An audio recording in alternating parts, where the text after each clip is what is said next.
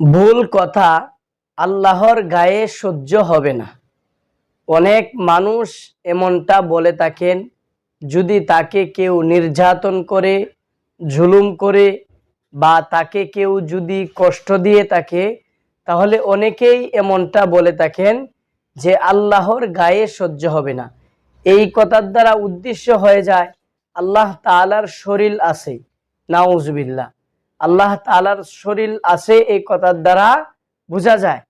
তাহলে এমনটি বলা যাবে না যে আল্লাহর গায়ে সহ্য হবে না, আল্লাহর সহ্য হবে না।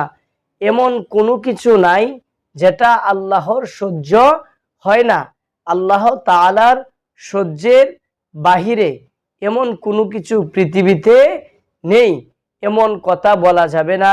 যতই মুসিবত হোক, যতই আপদ বিপদ আসুক, এমন কথা বলা যাবে না যে আল্লাহর গায়ে সহ্য হবে না, আল্লাহ তাআলার সহ্য হবে না, এমন কথা বলা যাবে না।